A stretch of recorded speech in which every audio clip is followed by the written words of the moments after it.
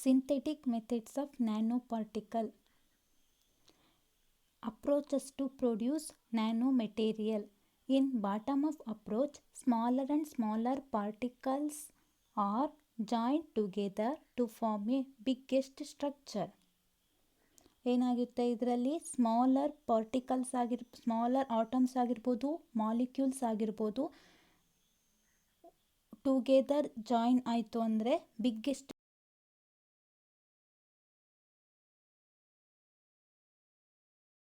process. It is a chemical process. This bottom up approach starts by collection and combination of atoms and molecules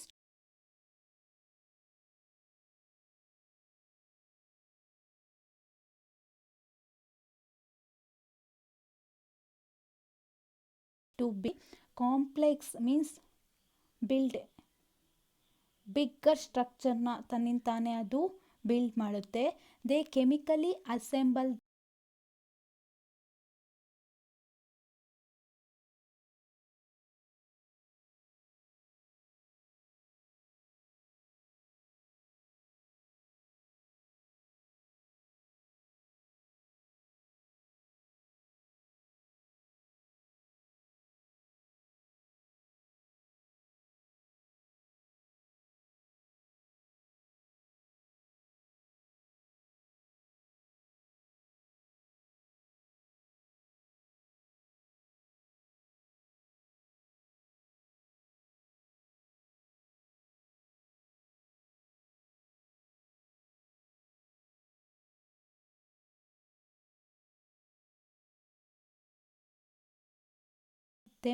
atom will come closer to form a cluster. Atoms ಏನಾಗಿದೆ, come closer to form a clusters will come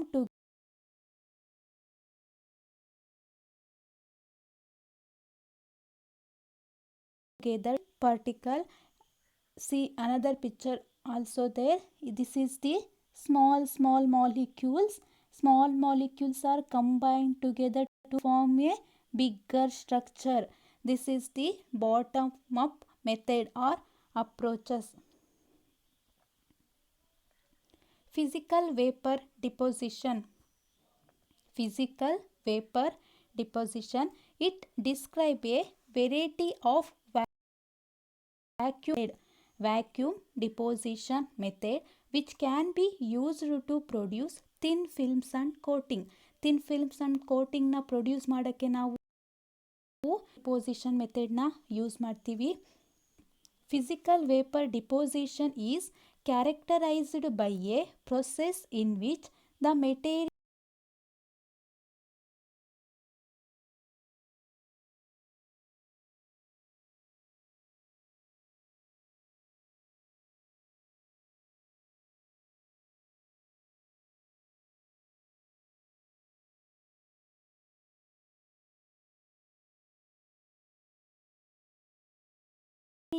cathodic arc deposition.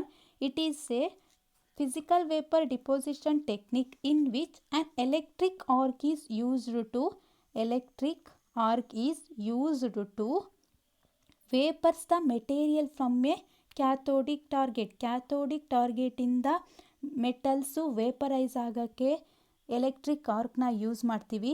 ವೇಪರೈಸ್ಡ್ material then condense on a substrate ಮೇಲೆ ಏನಾಗುತ್ತೆ, materials vaporise ಆಗುತ್ತೆ, forming a thin film form ಆಗುತ್ತೆ. This is about the physical vapour deposition. Another one is sputter deposition. It is also called as a sputtering method.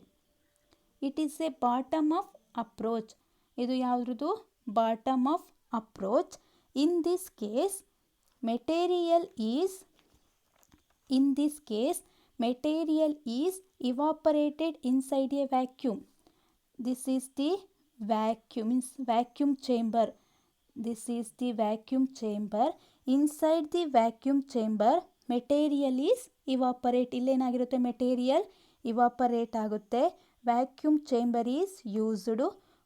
ಯಾಕೆ vacuum ಚೇಂಬರ್ನ use ಮಾಡ್ತಾರಂದರೆ ಇದರೊಳಗೆ ಯಾವುದೇ ರೀತಿಯಾದಂತಹ ಏರ್ ಮಾಲಿಕ್ಯೂಲ್ಸ್ ಪ್ರೆಸೆಂಟ್ ಇರಬಾರ್ದು. ಇದರಲ್ಲಿ ಏರ್ ಮಾಲಿಕ್ಯೂಲ್ಸ್ ಇದ್ದರೆ ಏನಾಗುತ್ತೆ, ಏರ್ ಮಾಲಿಕ್ಯೂಲ್ ಸಬ್ಸ್ಟ್ರೇಟ್ ಮೇಲೆ ಅದೇನಾಗುತ್ತೆ, ಇಲ್ಲಿ ಸಬ್ಸ್ಟ್ರೇಟ್ ಇದೆ ಅಲ್ವಾ, ಈ ಸಬ್ಸ್ಟ್ರೇಟ್ ಮೇಲೆ ಅದು ಡಿಪೋಸಿಟ್ ಆಗುತ್ತೆ. ಅದನ್ನು ಅವಾಯ್ಡ್ ಮಾಡೋಕ್ಕೋಸ್ಕರ ನಾವು ವ್ಯಾಕ್ಯೂಮ್ ಚೇಂಬರ್ನ ಯೂಸ್ ಮಾಡ್ತೀವಿ. ಫಸ್ಟು ನಾವೇನು ಮಾಡಬೇಕು, ಎಲ್ಲಾದರೂ ಏರ್ ಮಾಲಿಕ್ಯೂಲ್ಸ್ ಇದ್ದರೆ ಅದನ್ನು ರಿಮೂವ್ ಮಾಡಬೇಕು. First air molecules will be removed.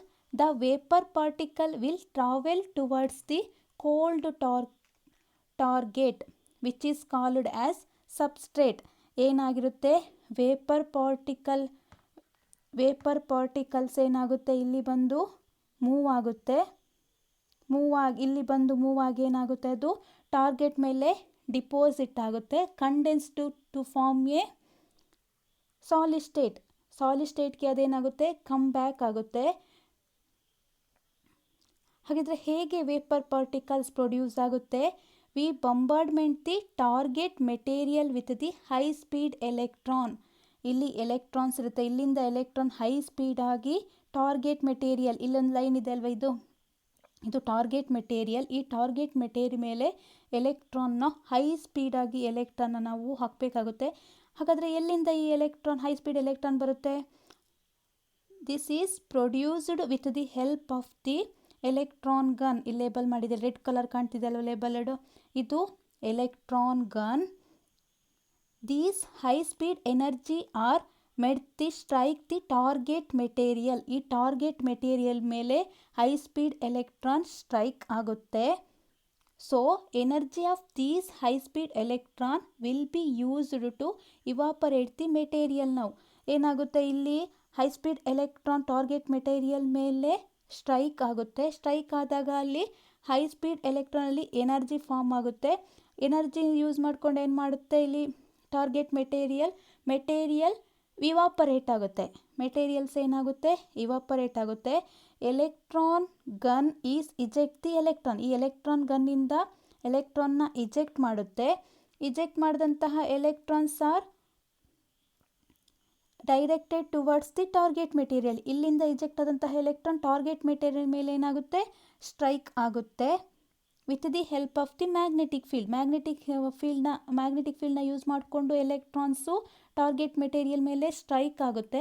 ಯಾಕೆ ಮ್ಯಾಗ್ನೆಟಿಕ್ ಮೆಟೀರಿಯಲ್ನ ಯೂಸ್ ಮಾಡ್ತೀವಿ ಅಂದರೆ, use to change the direction of electron ಬೀನ್ನ ಚೇಂಜ್ ಮಾಡೋಕ್ಕೋಸ್ಕರ ನಾವು ಮ್ಯಾಗ್ನೆಟಿಕ್ನ ಯೂಸ್ ಮಾಡ್ತೀವಿ. So the electron will be strike the target material. Electron target material ಮೇಲೆ ಸ್ಟ್ರೈಕ್ ಆಗುತ್ತೆ. In sputtering method, high speed of electron striking the target material produce the energy which is used to evaporate the material. ಇಲ್ಲಿ target ಗನ್ನಿಂದ electron target material ಮೇಲೆ ಇಜೆಕ್ಟ್ ಆಗುತ್ತೆ. ಇಜೆಕ್ಟ್ ಆದಾಗ ಅಲ್ಲಿ energy form ಆಗುತ್ತೆ. ಈ energy use ಮಾಡಿಕೊಂಡು ಏನಾಗುತ್ತೆ, ಮೆಟೀರಿಯಲ್ ಇವಾಪರೇಟ್ ಆಗುತ್ತೆ. ಒನ್ಸ್ ಮೆಟೀರಿಯಲ್ ಇವಾಪರೇಟ್ ಆಯಿತು ಅಂದರೆ vapour particle travel towards the substrate ಕಡೆಗೆ ಇವಾಪರೇಟ್ ಆದಂತಹ ಪಾರ್ಟಿಕಲ್ಸು ಮೂವ್ ಆಗುತ್ತೆ. ಆ್ಯಂಡ್ ಡಿಪೋಸಿಟ್ ಮೂವ್ ಆಗಿ ಅಲ್ಲೇ ಸಬ್ಸ್ಟ್ರೇಟ್ ಮೇಲೆ ಹೋಗಿ ವೇಪರ್ ಪಾರ್ಟಿಕಲ್ ಡಿಪೋಸ್ ಆಗುತ್ತೆ. ಅಲ್ಲಿ ಡಿಪೋಸ್ ಆಯ್ತಂದರೆ they will condense back to the solid state. ಅದೇನಕ್ಕಾಗುತ್ತೆ, ಸಾಲಿಡ್ ಸ್ಟೇಟಲ್ಲಿ ಫಾರ್ಮ್ ಆಗುತ್ತೆ. This is about the sputter deposition. Another one is chemical vapour deposition. It is used a bottom of approach. ಯಾವುದಕ್ಕೆ ಯೂಸ್ ಮಾಡ್ತೀವಿ, bottom of ಅಪ್ರೋಚ್ಗೆ use ಮಾಡ್ತೀವಿ. Reaction chamber is used for this process. Reaction ಚೇಂಬರ್ನ use ಮಾಡ್ತೀವಿ. This is the reaction chamber is used for this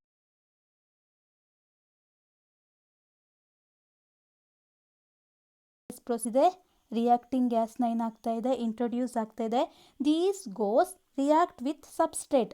reacting gas ಏನಾಗುತ್ತೆ, reaction chamber ಒಳಗೆ ಬಂದು moves toward the substrate. Here is the substrate ಕಡೆಗೆ reactive gas move ಆಗುತ್ತೆ and decompose. ಇಲ್ಲಿದೆ ಅಲ್ವಾ, ಇದ್ರ ಮೇಲೆ ಏನಾಗುತ್ತೆ, ಬಂದು ರಿಯಾಕ್ಟಿವ್ ಗ್ಯಾಸು ಡಿಕಂಪೋಸ್ ಆಗುತ್ತೆ to form a film of nano material.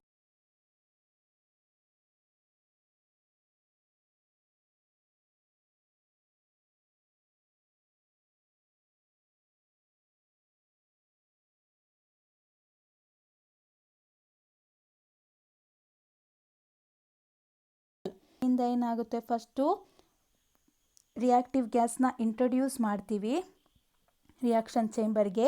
This gas moves towards the substrate. Moves towards the substrate. The reactant get ಅಡ್ಸಾರ್ಬ್ಡ್ on the surface of the substrate. ಈ ಸಬ್ಸ್ಟ್ರೇಟ್ನ ಸರ್ಫೇಸಲ್ಲಿ ರಿಯಾಕ್ಟೆಂಟ್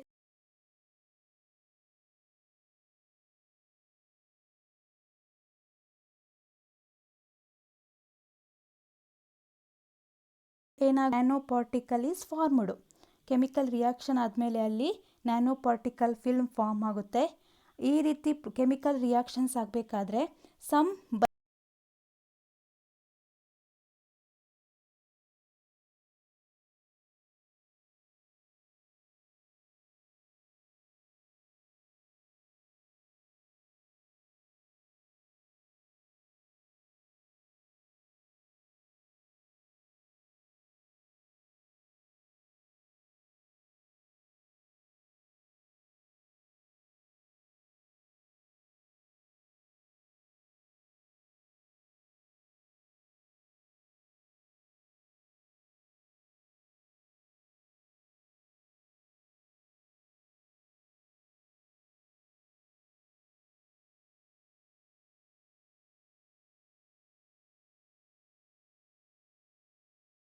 ಟೈಪ್ ಹೈ ಪರ್ಫಾರ್ಮೆನ್ಸ್ ಇರುತ್ತೆ. This is about the chemical vapour deposition method.